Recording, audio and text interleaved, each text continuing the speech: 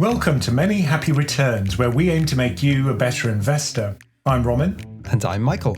The UK has the highest inflation of any major economy, and markets expect the Bank of England to keep hiking interest rates in response. But how high could rates go? Will mortgages become unaffordable? I want to know whether there'll be a recession and if house prices could crash. And in today's dumb question of the week, why do central banks raise interest rates incrementally rather than in one big jump?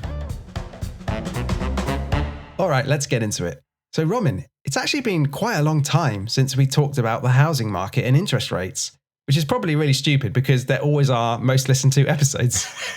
Okay. But we don't want to become the kind of house price podcast, do we? No, that's just what the audience wants. That's what English people want. There is a kind of fixation on house prices in the UK.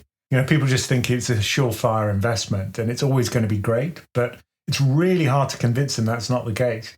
I think people thought that. Maybe they're becoming a little less sure of themselves now. But it's funny, even talking to Laura, you know, I talked to her and she said, oh, I had a house and it increased, 50, 100% during the period I had it. But we always remember the kind of surges and we forget the long-term trend. It's certainly something that's been passed down from my parents' generation was, they bought houses in the trough of the late 80s, early 90s, and then retired early when it went up threefold. I bought this house for £2,000. Yeah, and a marathon bar. It's a Snickers now. Come on. But I guess the reason it's now forefront of everyone's minds is that interest rates are rising. I'm sure no one's missed that fact, especially if you have a mortgage. But I guess before we get into the question of how high rates could go, let's just discuss why they're rising to begin with. Well, primarily this is to do with the Bank of England and monetary policy, which is in turn to do with inflation. And if inflation's high, the Bank of England is going to raise interest rates. The point there is that they're trying to slow down the economy, reduce demand, and also slow down wage growth, which turns out is very important. And that way, hopefully, inflation will come down. At least that's the economic theory. So the last inflation print in the UK was 8.7%. That's the headline CPI number. And that's way above the 2% target. And I think more significantly, it's now above every other sort of comparable economy in the world. So though inflation wasn't a UK specific problem, it now seems it's stickier in the UK than elsewhere. And that's for a number of reasons. It's not all to do with Brexit, but partly it's to do with Brexit. If you restrict the labour pool, then that's going to be inflationary because people can demand higher wages if they have less competition for jobs. So I think that's definitely been one of the factors. Also, there's much more friction with trade now, and trade is more expensive. And our trade is still dominated by trade with Europe. But it's not just Brexit, is it? It's the structural issues in the UK economy where we're a massive importer of energy. And obviously we had the energy spike following the war in Ukraine, though that is now starting to subside. Yep, and our energy policy is pretty poor, pretty shabby. We should have become more energy independent more quickly. It is happening. We are becoming more energy independent. We're shifting towards renewables. But then there was also the kind of supply chain issues that were layered on top of all the other crises. That was certainly the impulse to begin with, wasn't it? It was energy and supply chain issues. But now it's all about wages and wage growth. So annual wage growth in the UK was 7.2% in April, and that's up from 6.8% in the previous reading. That's the highest reading on record, excluding the COVID period where things went a bit weird. And, on the face of it, it might sound a good thing, right, for workers. Our wages are growing 7% a year, but it means inflation's going to be high in that situation. Also, we have a productivity problem where we're not producing more stuff per unit time. We haven't done for a long time. And our productivity growth hasn't matched other developed countries. So all of those combined have produced a pretty poor growth outlook for the UK, but also a very sticky inflation problem. And I think when the Bank of England talks about sticky inflation, which they're now having to do a lot, they look at core inflation, don't they? Which strips out the food and the energy, the volatile prices. And when you look at core inflation, it actually increased from 6.2% in March to 6.8% in April. And core inflation is still accelerating upwards. So that's a real problem for the Bank of England.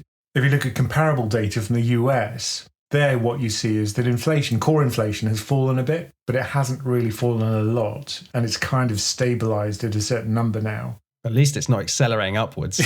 That's right. But this wage problem and it's odd to talk about it as a problem, but it is going to have to go away before core inflation falls. That's not going to be pleasant. And I think the other point is that for a decade, we haven't seen real wage growth in the UK. Expecting people to take another cut in real wages is just unreasonable, I think. They are taking a cut in real wages, though. We've talked about wage growth being strong, but in real terms, it's about negative 2%. But the difficulty now is that it'll have to fall even more, wage growth, in order to get core inflation to slow down. So it's going to be very painful. There's just no question about it. And that usually comes with a great deal of economic pain, individual pain, and then, of course, we have this housing crisis potentially, which you have to layer on top.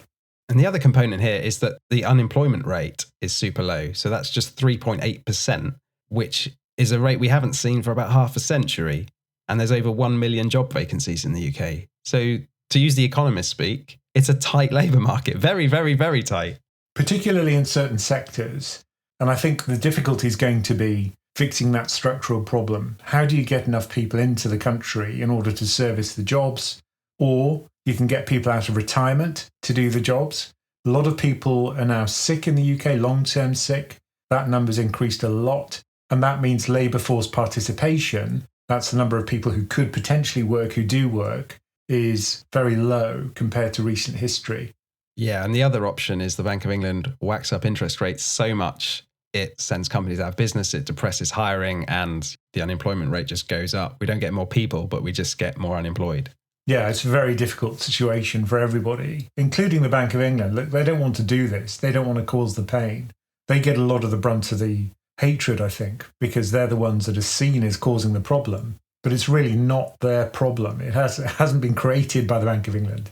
I saw someone say it was like getting mad at the plumber for trying to fix your broken boiler. It's exactly true. That's a great analogy. I think it's true. Andrew Bailey is a plumber. I could see that, actually. You like Andrew Bailey now? Didn't I hear you say that? Yeah, I'm warming to him. I don't know what's going on. It's some kind of Stockholm syndrome thing. You know, I just look at him and I think, oh, he's not so bad. I know why you warm to him. It's because you made a self-depreciating joke about eating pasties every day or something. That was funny. He said he's been visiting Greg's and looking at me, you may not be surprised by that. Yeah, because he was trying to track inflation, right? Yeah. He was trying to just measure pasty costs, sausage roll costs. You can't say he's not got his finger on the pulse. I mean, Andrew Bailey's looking at lots of different things, isn't he? Sausage roll prices, for sure, we know that. But also wages, I guess that's the big one he's looking at. And we found that in the UK markets, after the latest wage inflation print, which is, ridiculously high, gilt yields jumped, didn't they? Yeah, and the thing about gilt yields is that they have an additional dimension which you don't have for stock markets, which is time. So how long is the government borrowing for? So that's where the yield curve comes from. The short end of the curve very much reflects Bank of England rate policy. If the Bank of England raises interest rates, then those short-term rates increase. Often they increase in anticipation of what the Bank of England's going to do. I guess that's what was happening this time. Yeah, exactly. That's kind of new. That didn't used to happen. People are actually listening to the Bank of England, which is also new. Nobody really cared before, but now I've noticed that people do care.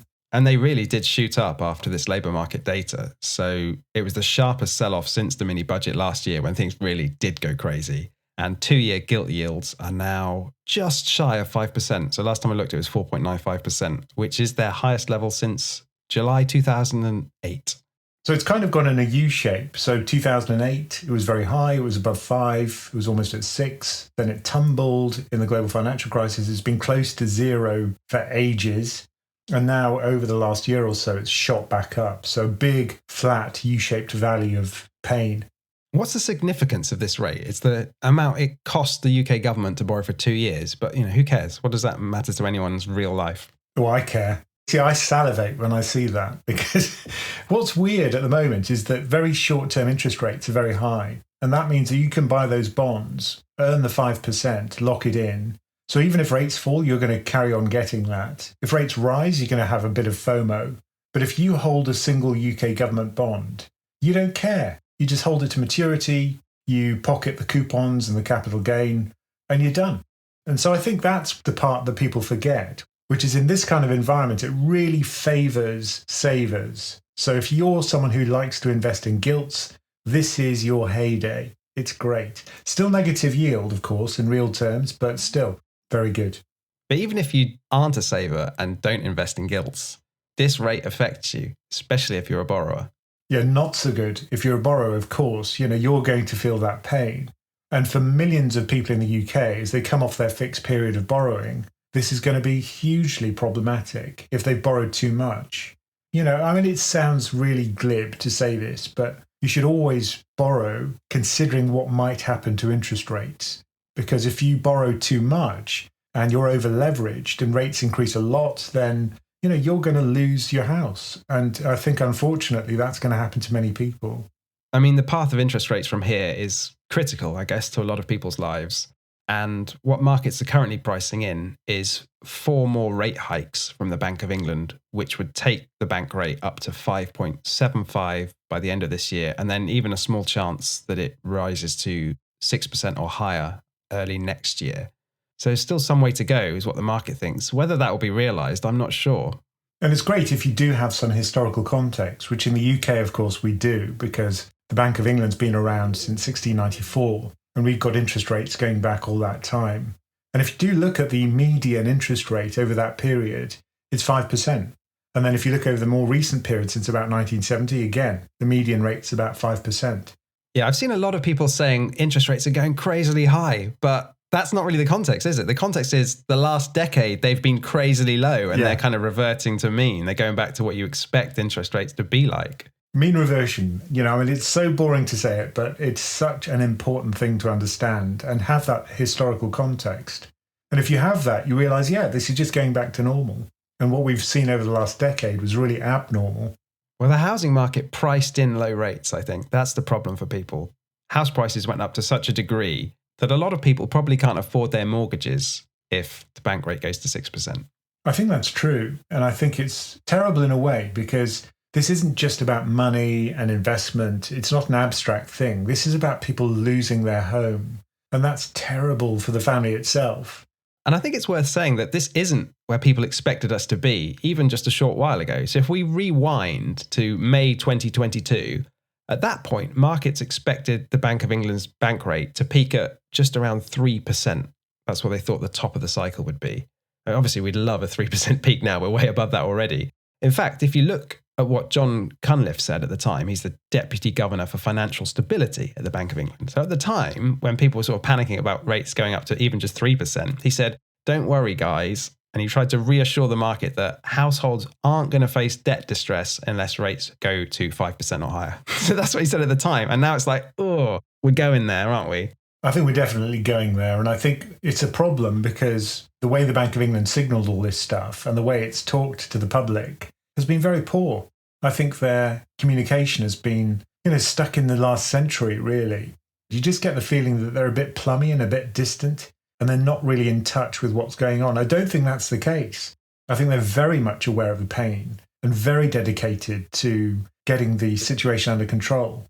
But that's just not how it comes across. They come across as very cold and very distant. I mean, we'll see how it goes this week because there's 2 really important things happening this week. On Wednesday, we're getting the next inflation data. Let's hope it's cooling. And then the next day, on Thursday, is the Bank of England's meeting where they announce what they're going to do with interest rates. Now, the expectation overwhelmingly is for a 25 basis points hike. That's 0.25 percentage points. I'll be live streaming that evening. So I'm going to start doing these Bank of England ones. I've done one already and it got quite a few views. People are really interested in it now. But I agree, I think it's going to be a 25 basis point rate hike this time around, no question. They can't really get away with not doing that. There'll probably be a few dissentients who want it to go up by 50 basis points, don't you think? Just to signal we're going to be tough on inflation. Yeah, maybe. We also have a couple of people on the committee who are quite dovish. And their point is that monetary policy acts with a very long lag now because of the structural form of the UK mortgage market, which we can come on to. But that means that if policy acts with a lag, what you don't want is to hike really aggressively and then suddenly realise after the fact that you've overhiked and that you've tightened too much. Well, and you get a big recession. Exactly. It's got too much of a cooling effect on the economy and inflation does come down, but there's a huge spike in unemployment. There's a big fall in GDP growth. Yeah, so those dovish members of the committee are basically saying, we've done enough already. You just need to wait to see the effect. Yeah. And I was looking at the Bank of England's forecasts for inflation, And what they said in May is that they don't expect inflation to drop to its 2% target until 2025 now. So that's a long time we're going to be with some high inflation. So what this has really revealed, I think, is the models that we've got for inflation at the Bank of England, at the Fed, just don't work. That's not totally surprising. I don't think anyone's very surprised that economic models aren't very good. But what it does show is that this is a fairly unprecedented situation where the models just couldn't guess what human behaviour would be. And the Bank of England made a point last time they had a meeting that they've overridden their model, because what they think is going to happen is that people will see the cut in their wages, they'll see the cut in their profits for companies, and what they'll try and do is redress that by keeping their prices higher and demanding higher wage growth for longer in order to recoup those losses. And that makes inflation more sticky because it's got this kind of lag effect. Yeah, it's quite a thing to announce, though, in the middle of an inflation spike that we've just thrown our model in the bin. But then they were way off consistently. Like if you look at the chart where it shows the revisions they've made to the model over the last year, the line just keeps going up each meeting. It goes up and up and up, which, what's the point of a model that does that? It's not modeling anything. And I know that they have now commissioned an independent review into their modeling. Yeah. But I think the best metaphor for these models is kind of like being a sailing ship in the 19th century. They didn't have radar. If there was a foggy day and they were close to rocks, people just had to lean over the side of the ship and just look out for rocks and listen for rocks. Just go into Greg's and listen to the sausage roll. What are you telling me, Roll? But it's a little bit like that. You don't really know what's going to happen. The best you can do is just look at that inflation line and try and guess where it's going to go. But though you say that's the best we can do, there's no point in that. Why go through all this game? Why not just say inflation is 8 point whatever percent it is, therefore interest rates need to be somewhere up near that? Well, people have talked about having some kind of mechanized policy where you just use something like a Taylor rule, it's called, after John Taylor, who came up with the idea. What he found was that you can actually predict what the Fed does pretty closely based on just a couple of variables. But the problem there is that these things don't work. They would break down in extreme situations like the COVID crisis, where you have to cut rates, right? You might not think it's appropriate, but it's a huge systemic problem, so you have to cut rates. And the model wouldn't see it because it wouldn't appear in the data quickly enough. So there are a number of problems with a mechanized monetary policy. Humans can probably do a better job. Yeah, but which humans? I mean, you often hear that monetary policy and interest rates are a blunt tool, right? They hit everyone with a mortgage, but don't hit people who own their home outright, for example. And shouldn't we all be sharing in this pain? Well, I think Claudia Saar's got some interesting ideas here where if there is a huge recession or a huge shock to the economy, instead of cutting interest rates, what you could do is provide a kind of set of jobs for everybody who gets laid off. A universal jobs guarantee, yeah, that's very popular at the moment on the left as an idea. But look, I think that's not really acceptable to many people. And it's not the situation we're in now, right? The implication of that when you're using fiscal policy rather than monetary policy is that when inflation goes really high, then you have to start raising taxes. And you have to start raising taxes on ordinary people because it's not Jeff Bezos and Elon Musk's spending that's causing inflation. It's all of our spending. But with taxes, what you have is a huge amount of granularity. So let's say that you just tax luxury items. So fancy holidays, luxury products. Well, very poor people are not going to buy those things. Yeah, but that's not what's causing the inflation, is it? It's part of the problem. The other part of the problem is obviously things like services prices being kept high. So you can also change corporate taxes and affect those as well. So if margins are too high, maybe you could do something about that. The problem here is kind of twofold, if you went down this road, is that one, putting this all in the hands of politicians makes it really susceptible to the political cycle and elections rather than independence, which you have with central banks. And also, you're halfway to a centrally planned economy when you're talking about really granular targeting of taxes on consumption and profit margins for different industries. But we already have a centrally planned economy in many ways. You look at the subsidies which are given by many governments to their various industries. Look at the CHIPS Act in the United States. That's a centrally planned economy. You can call it what you like, but it's not free markets. Yes, but we have to pretend that it's free markets, Robin, and you can't pretend it with modern monetary theory. But I think this goes beyond MMT. I think this is more a matter of having new ideas in a new situation.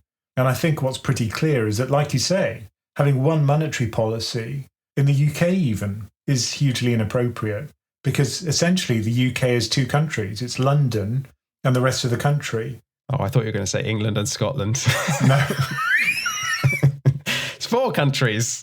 But if you just look at any aspect of any economic number at all, just choose anything. It could be wages, it could be house prices, it could be education. Anything you look at is completely different in the capital and the rest of the country. And you see that as well in the Eurozone, where the differences between the German economy and the Southern European economies is stark. And is one interest rate appropriate for all those countries? And the same in the US. You compare Mississippi with California, it's like two different countries. So I think that's the problem. Whereas with taxes, you can actually massage it in a much more nuanced fashion and a much more granular fashion. But as you say, that's politics. Fiscal policy is politics. I think the two have to work hand in hand. Okay. Roman, have you ever been in a flotation tank? No. Do you know what a flotation tank is? Yes. Because I watched a film in the 80s called Altered States. So I'm all over flotation tanks. Yeah, I've not seen it, but I went in a flotation tank for the first time this week. My wife got me as a present for Christmas and the voucher was about to expire. So I rushed to the flotation tank this week. I spent the first 20 minutes trying to work out where to put my arms, couldn't get comfortable. And then I spent the rest of the time trying to work out if I could explain the relationship between the bank rate, gilt yields, and mortgage rates. They told me it was meant to be relaxing. I would find that relaxing. That's the kind of thing I'd love to think about in a flotation tank. So there are 4 separate things at play here. So let's go through them one by one. The first one is monetary policy. This is the bank rate. That affects short-term interest rates in the UK. And all short-term interest rates will be affected by that rate. So the bank rate is what the Bank of England pays as interest for banks that park their money at the central bank. Yeah, banks have to store their reserves at the Bank of England, and that's what you'd earn on reserves. And every other rate is piled on top of that risk-free rate. Then you've got gilts. So when the government borrows money by issuing bonds in the bond market, and I love to buy them, they pay you some rate of interest called the coupon. And that's locked in where they're issued, and different bonds with different maturities have different yields and different coupons. So that's the second rate, which is the yield on government bonds of a certain maturity. And it has that second dimension, which is maturity. And the ones that are most affected by the bank rate are the short duration ones. Yeah. And the long end of the curve is driven much more by expectations about growth and inflation, which indirectly are affected by short-term interest rates, but not directly. Usually when the short-term rates go up, the rest of the curve moves as well. But the highest correlation is between rates which are close together in terms of maturity. Then we get a third set of rates, and these are called interest rate swaps. But the idea here is that if you're a company or you're an investment bank or a hedge fund, and you want to swap a set of fixed cash flows for a set of variable cash flows that depend on the interest rate, a variable interest rate, then what you'd do is you'd enter into one of these interest rate swaps. But effectively, these are a way of turning fixed rate lending into floating rate lending, or vice versa.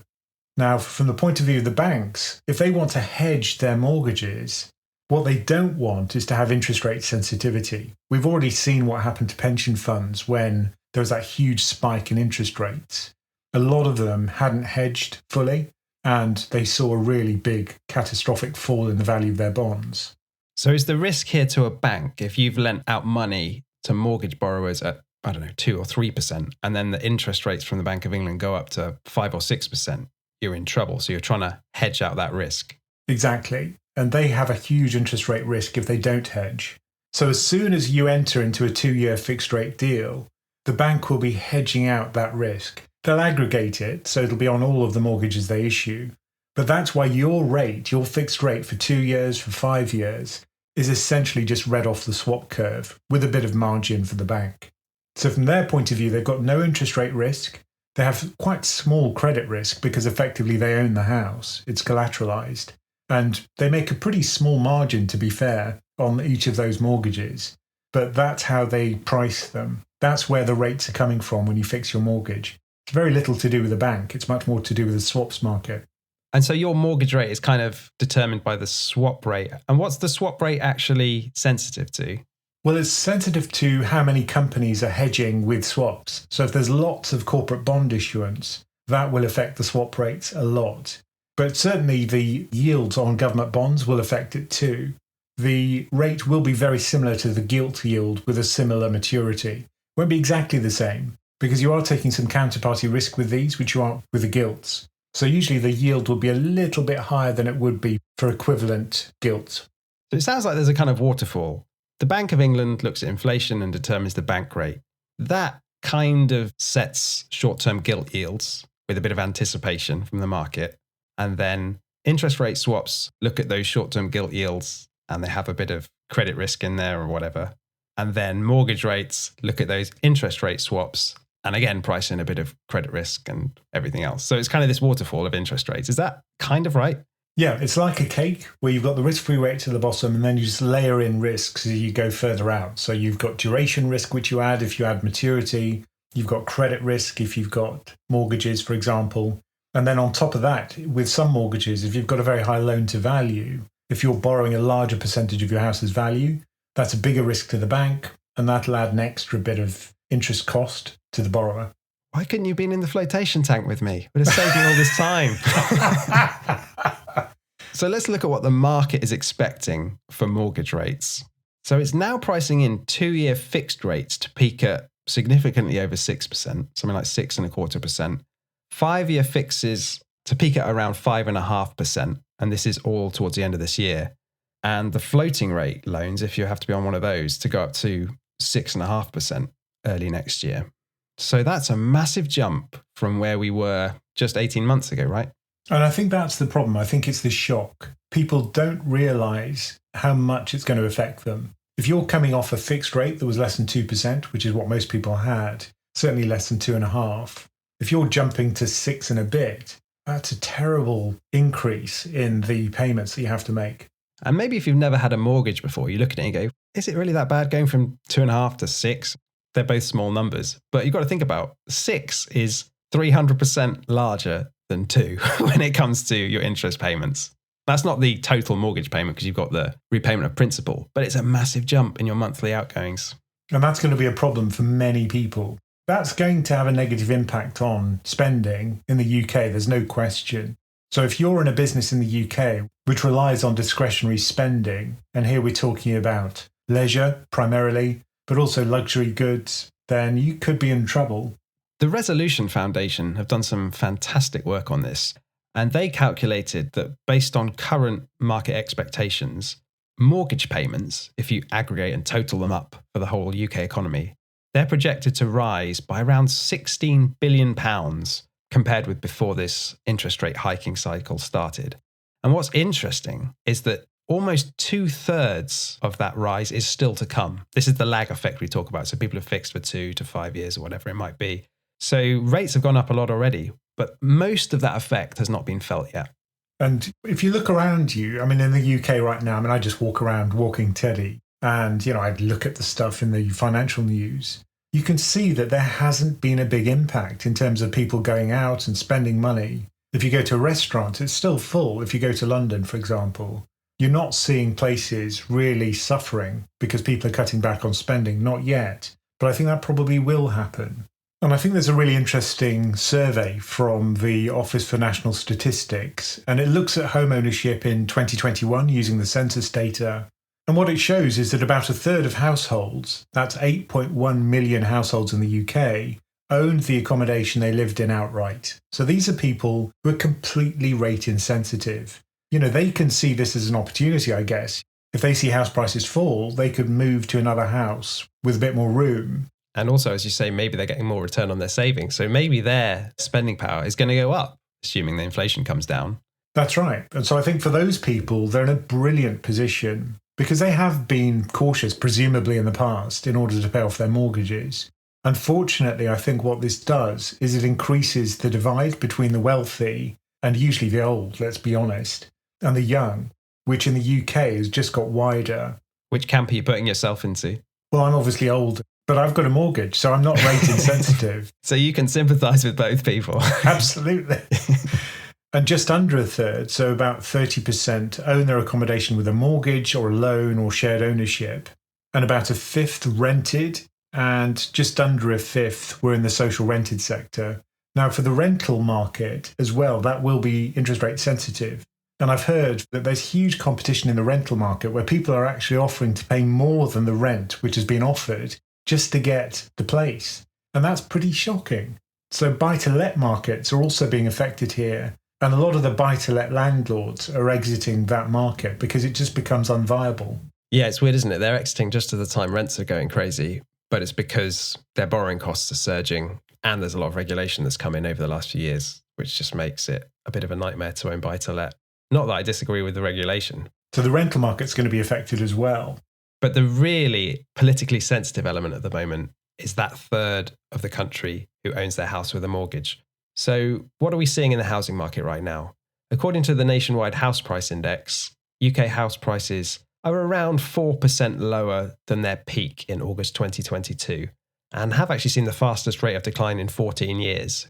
We've also seen the number of transactions collapsing. So there were around 67,000 house purchases in April, which is down 30% compared to a year ago, and is the lowest level since February 2013.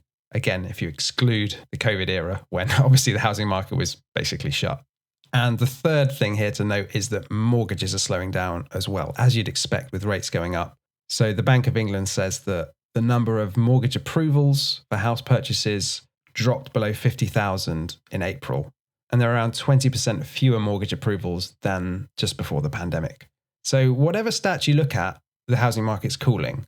And we've said prices are 4% down from their peak, but that's in nominal terms. If you do it in real terms, it's well into double-digit declines already. I guess the question is, how bad's it going to get? Again, I'd fall back on our really simple model. This is one of the trackers that we've got for PensionCraft members, which decomposes house prices into two things. One is the price to income ratio. So that's like a price to earnings ratio for stocks. It's a valuation measure. Usually house prices are some multiple of earnings. And at the moment, it's still very elevated in the UK, close to an all-time record. It has fallen a bit, but not a lot. And then you've got the wage growth component. And those are growing very rapidly in the UK. So that's a kind of positive for the housing market. But if we see a very strong mean reversion in that price to income ratio, which isn't impossible, then we could see the price to income ratio fall from around 6.5 times to something like the long-term average, which is around 4 times. And that's a huge fall. So that would be what, a 40% fall? Yeah.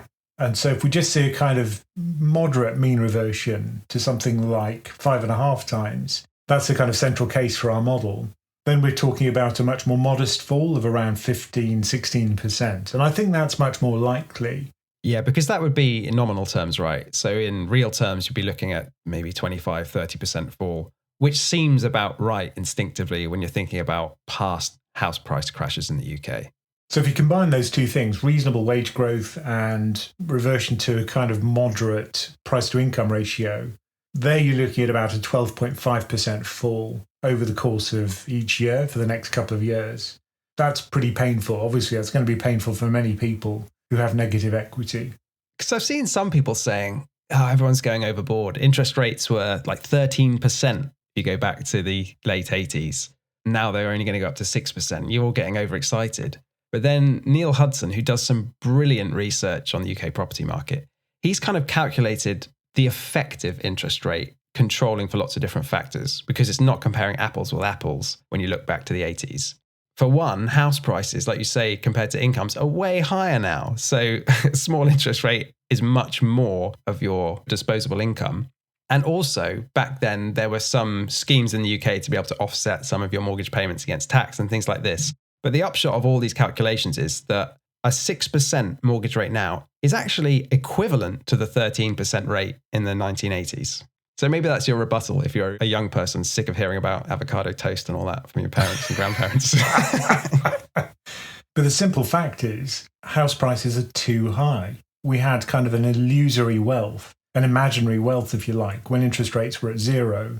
And we lived our lives accordingly and we borrowed accordingly. And now everything's got to re-rate downwards. And it's going to involve pain, there's no question. So I think that's one outcome, which is almost inevitable. A price to income ratio that comes down for house prices. How they manage it politically, we'll just have to see. I mean, I know we're all obsessed with the housing market, but let's try and think of something else just to wrap up this episode.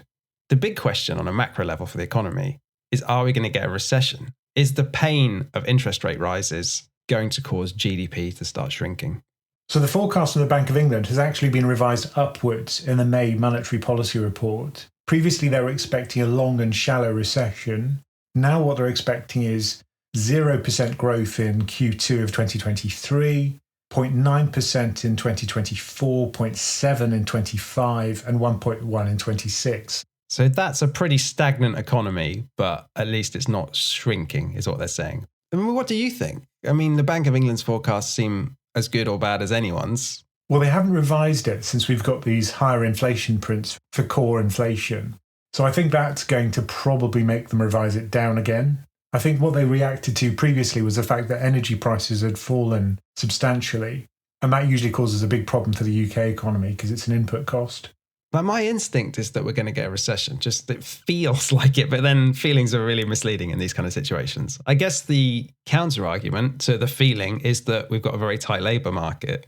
But what that means for the Bank of England is much worse as an entity, because what it means is that they're going to have to crush the economy with interest rates.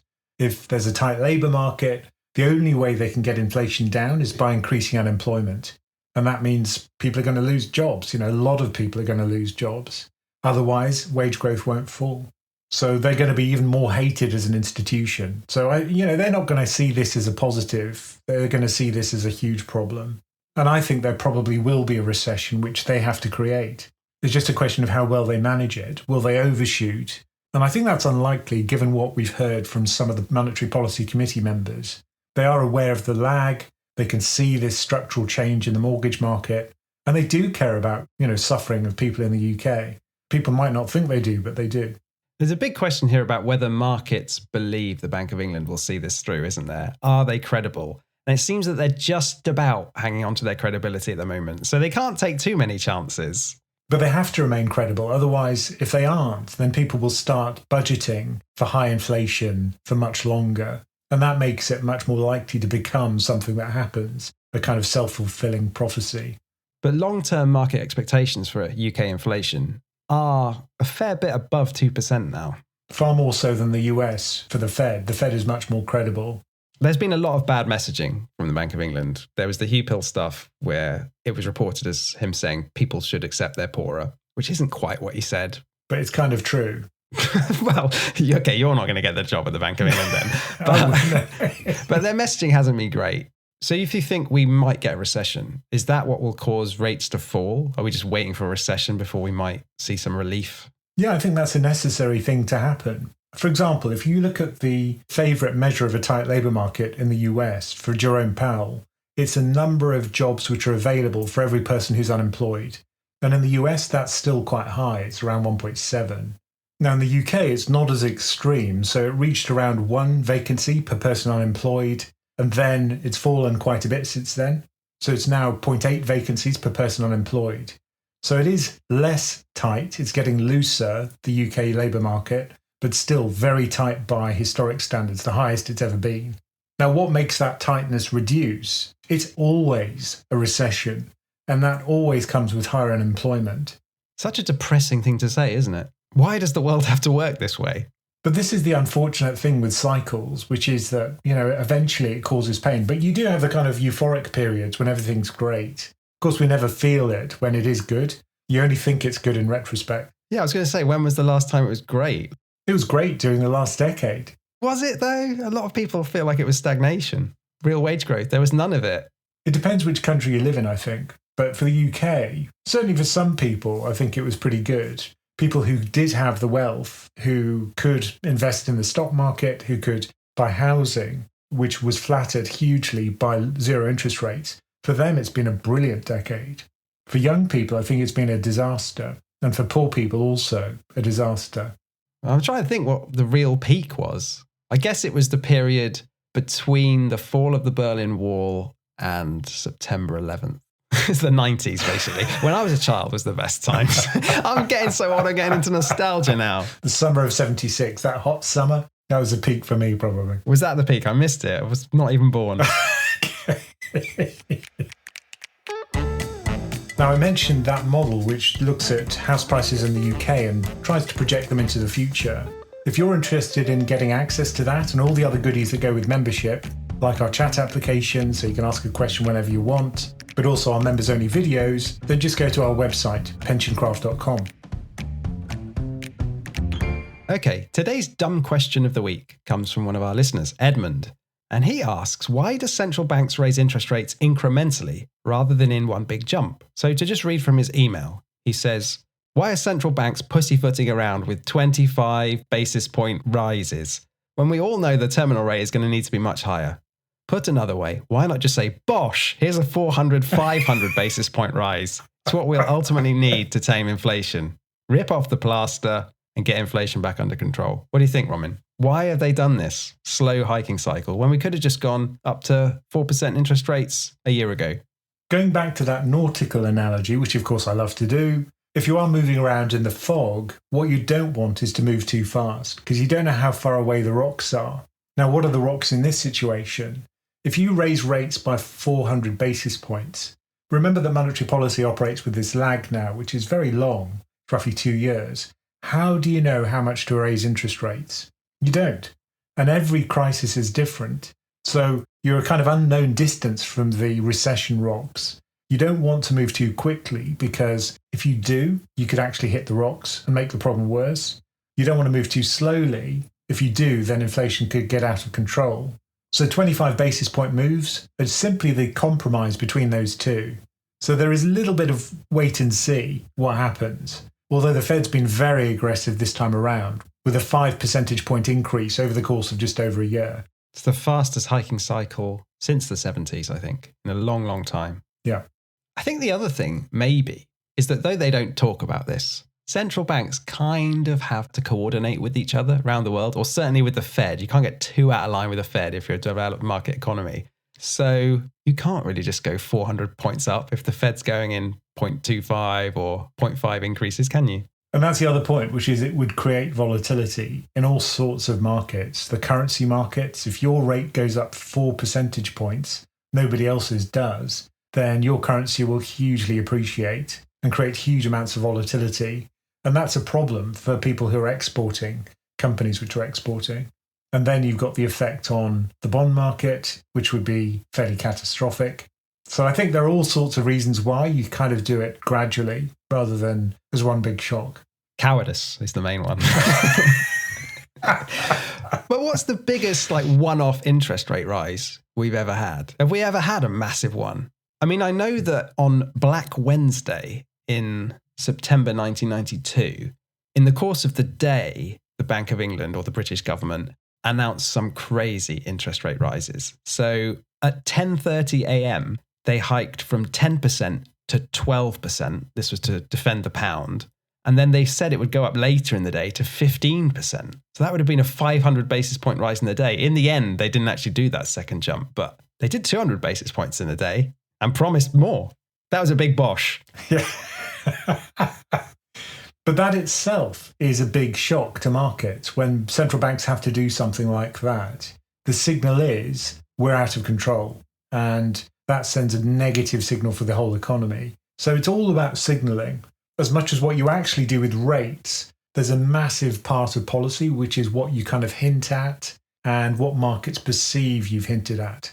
That's the bit of interest rate and monetary policy that I hate. I hate all the hinting. Oh, I love that. No, I don't like this Fed speak thing where you get people on Twitter literally doing A and B comparisons of this month's notes from the Fed versus last month's. Like, oh, he changed the word may to might. What does that mean? It shouldn't be done like that. That was Nick Timrose. I like those. And our economists used to do that at the bank. Yeah, it was interesting. When the algorithm takes over monetary policy, it's not going to do any of this stuff. Yeah, but which algorithm? Thank you for joining us for many happy returns. Do send us your questions, no matter how dumb, at the email address mhr@pensioncraft.com. And do remember to check out PensionCraft.com for all the information about our membership and investment coaching options. Many Happy Returns is a PensionCraft production, co-hosted and executive produced by Roman Nakiza and Michael Pugh. This podcast is for informational and entertainment purposes and is not financial advice. We do not provide recommendations or endorse any decision to buy, sell, or hold any security. We cannot be held responsible for any actions listeners may take, and investors are encouraged to seek independent financial advice.